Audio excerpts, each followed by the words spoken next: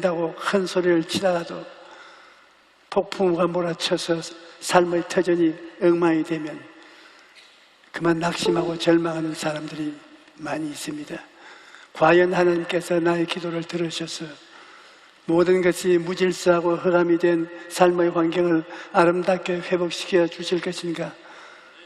이러한 질문에 명쾌하게 대답할 수 있으면 그는 신앙의 토대가 튼튼한 사람입니다. 여러분, 우리가 하나님이 어떤 분이신가를 알고 하나님을 정확히 믿고 있다면 인생에 어떤 폭풍우가 불어닥쳐도 쓰러지지 않고 넉넉히 이길 수가 있는 것입니다. 첫째로 우리는 하나님이 어떤 분이신가를 생각해 보아야 합니다. 여러분, 우리가 믿는 하나님은 좋으신 하나님이십니다. 이 세상에 하나님보다 더 좋으신 분은 없습니다. 여러분 중에 이렇게 말씀하실 분이 있을지 모르겠습니다. 목사님, 하나님을 보셨습니까? 하나님을 보지도 않았는데 어떻게 하나님을 좋다 말할 수 있습니까? 여러분, 우리 육신의 눈으로 하나님을 직접 보지는 않아도 하나님의 지으신지 아닌지를 좋으신 하나님인지 아닌지를 쉽게 알 수 있습니다. 하나님께서 지으신 세계에 대해 성경은 무엇이라고 기록합니까? 창세기 1장 31절에 하나님이 지으신 그 모든 것을 보시기에 심히 좋았더라. 하나님께서 지으신 처음 세상은 보시기에 심히 좋았습니다. 하나님께서는 질서가 꽉 들어차고 생명이 넘치는 아름다운 세계를 지으신 것입니다. 만약 하나님이 좋으신 분이 아니시라면 어떻게 아름다운 세계를 만드실 리가 없는 것입니다.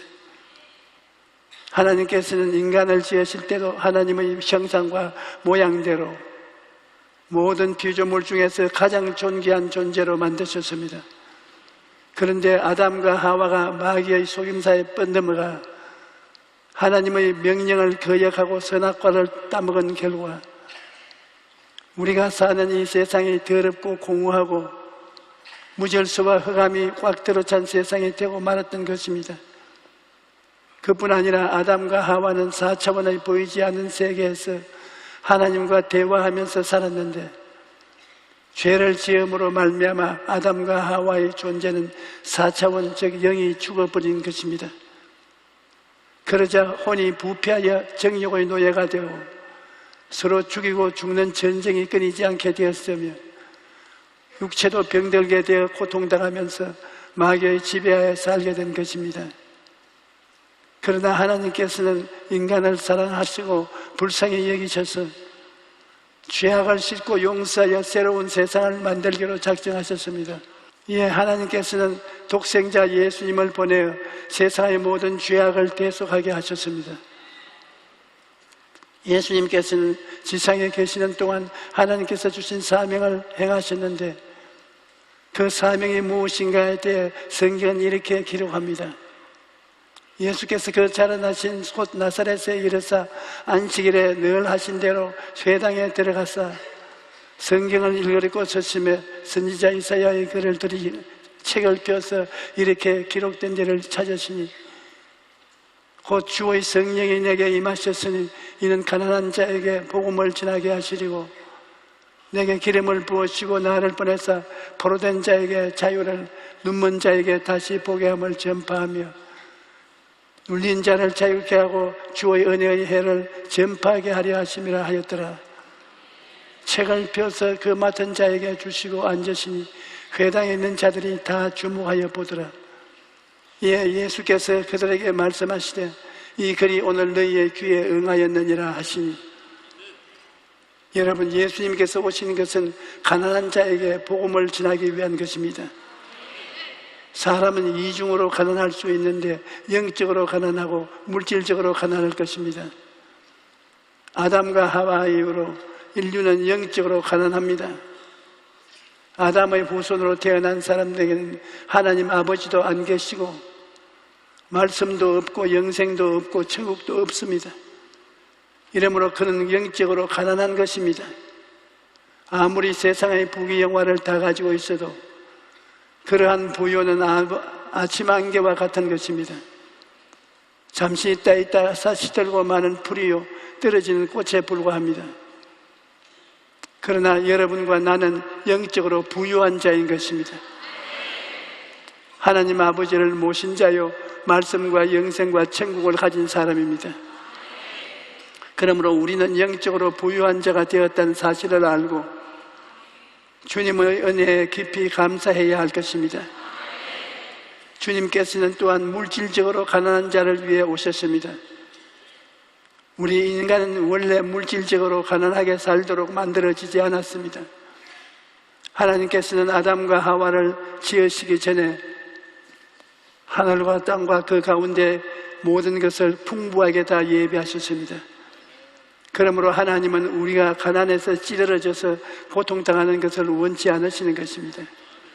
갈라디아서 3장 13절로 14절에 그리스도께서 우리를 위하여 저주를 받은 바 되사 율법의 저주에서 우리를 속량하시니 기록된 바 나무에 달린 자마다 저주 아래 있는 자라 하였습니다. 이는 그리스도 안에서 아브라함의 복이 이방인에게 미치게 하고 또 우리로 하여금 믿음으로 말미암아 성령의 약속을 받게 하려 하십니다.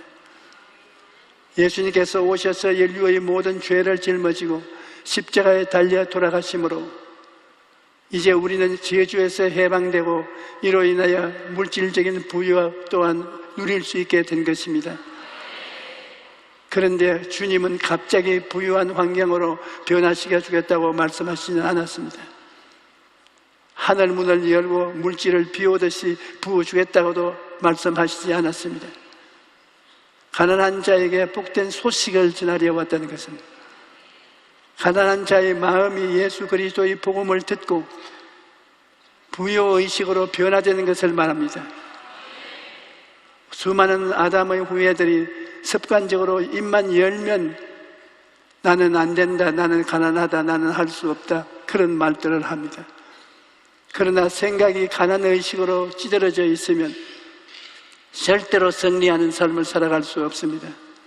무엇보다 우리 마음 가운데서 가난의식과 패배의식을 몰아내야 합니다. 그리고 예수님의 십자가를 바라보고 성공의식, 부여의식으로 가득 채워야 하는 것입니다. 그 다음 예수님께서는 포로된 자에게 자유를 해방을 주시기 위해 오신 것입니다. 아담 이후로 모든 사람이 마귀의 포로가 되어 살아가고 있습니다. 인류 문명은 날이 갈수록 발전하지만 인간은 여전히 마귀에게 묶여 고통을 당하고 있는 것입니다. 제가 교회를 개척했을 때 천막교회에 오는 성도들은 모두가 가난한 사람들이었습니다.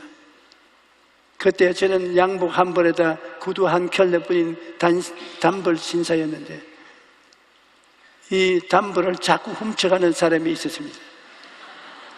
양복뿐만 아니라 무엇이든지 눈에 띄면 다 훔쳐갔는데 그 장본인은 바로 우리 동네에 이름난 깡패 두목이었습니다. 그는 밤낮 싸움을 벌여 성한 이빨이 하나도 없었고 가끔 교회에 와서 못 살게 굴었습니다. 그런데 그는 금요일 철야 예배 때 제가 방 안에 있는데 주일학교 아동들의 호함 소리가 들렸습니다. 그래서 나가보니 어린 아이들이 어른 한 사람을 꿇어 앉혀놓고 호함을 치며 호통하고 있었습니다. 그 어른은 바로 깡패 두목이었는데 그날 또 무엇을 훔쳐가려고 왔다가 철야 기도하는 주일학교 아이들에게 잡힌 것입니다. 아이들이 그 깡패 두목에게 이 술 먹은 귀신아 나오라, 이 깡패 귀신아 나오라, 이 도적질하는 귀신아 나오라. 17살 때는 아이들이 얼굴이 새빨개지도록 호통을 치고 있는데 이 곰만치 큰 사람이 애들 앞에 꿇어 앉아서 호통을 칠 때마다 웩 하면서 토하는 것입니다. 그래서 내가 거기에 나타나지 않는 것이 좋을 것 같아서 살짝 내 방으로 들어왔습니다. 밤새도록 호함 소리와 부러지는 소리가 들리더니 아침이 되자 주일학교 어린이들이 기도 때문에 그 깡패 두목이 회개하고 예수님을 믿어 중생하고 성령을 받아 방언까지 하고 있는 것입니다.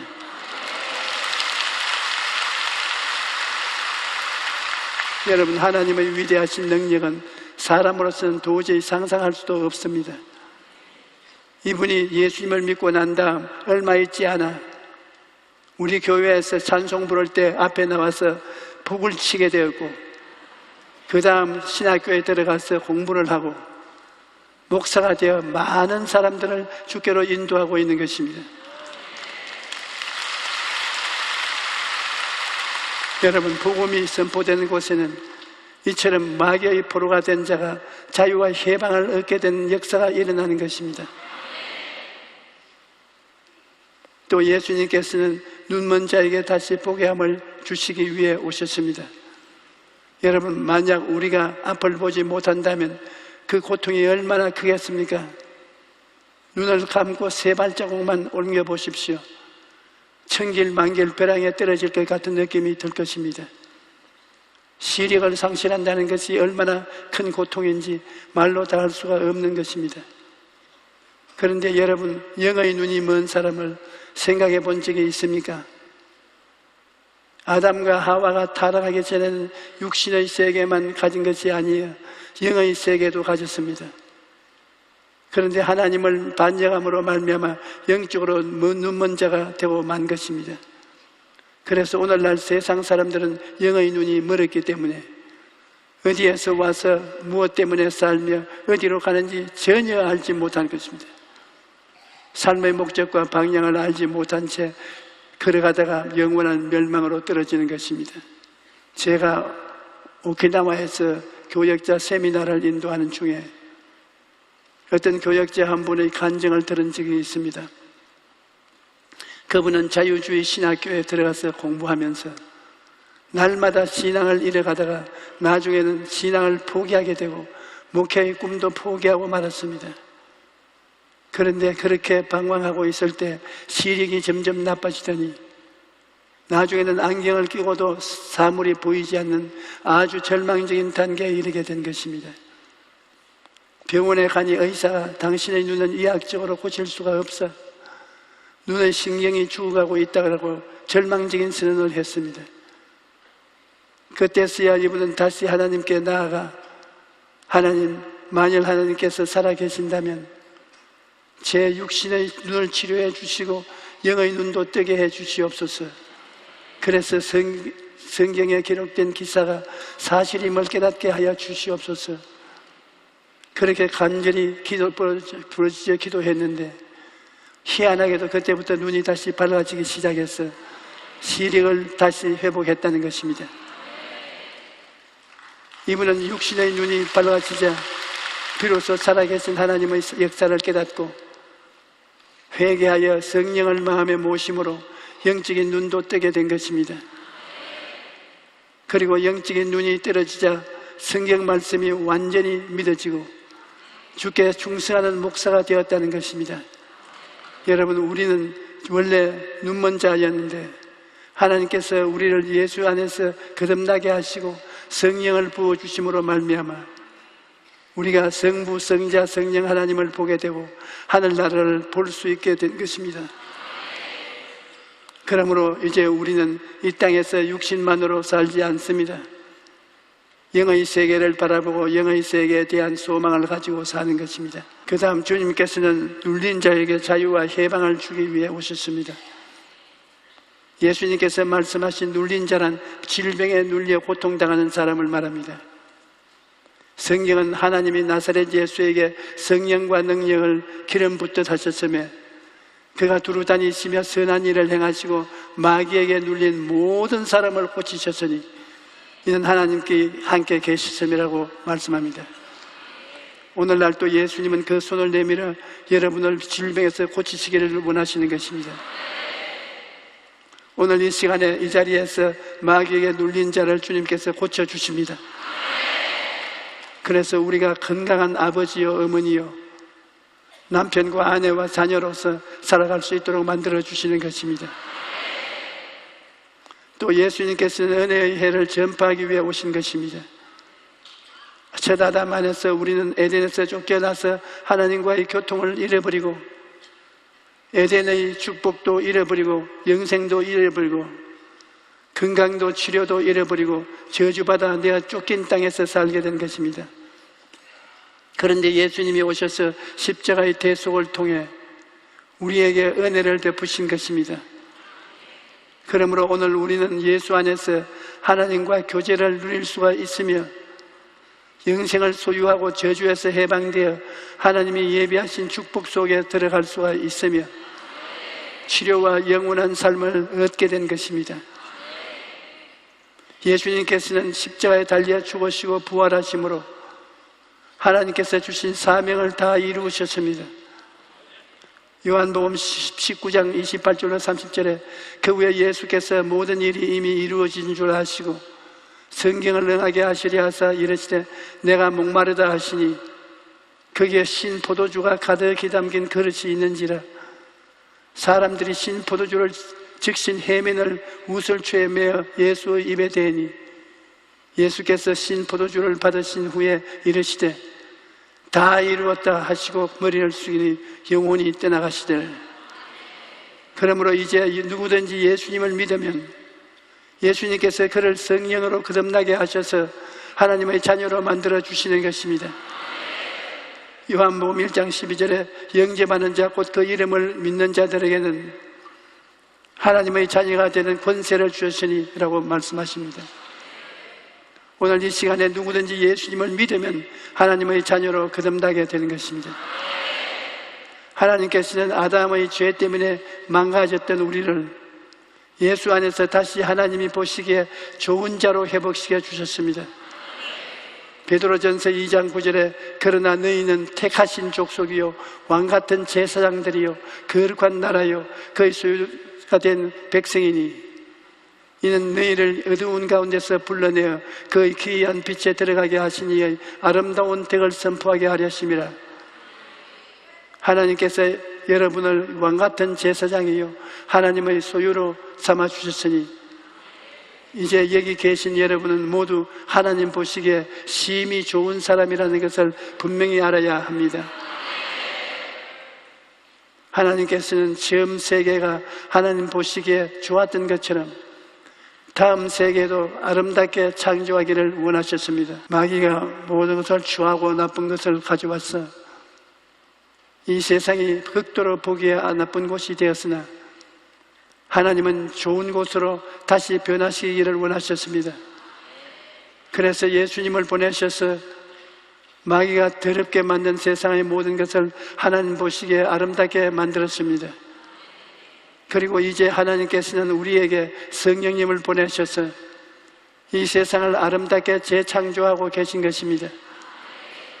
여러분, 우리는 이처럼 좋으신 하나님이 손을 잡고 살기 때문에 인생에 어떤 폭풍우가 몰아쳐도 낙심할 필요가 없습니다.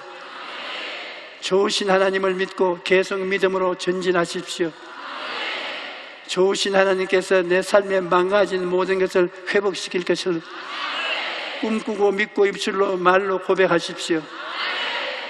그러면 성령께서 행하셔서 여러분의 삶에 놀라운 변화와 창조가 다가올 것입니다. 할렐루야. 전번 주일에 기도를 받고 병이 나은 분 한번 손들어 보십시오. 많지요. 오늘은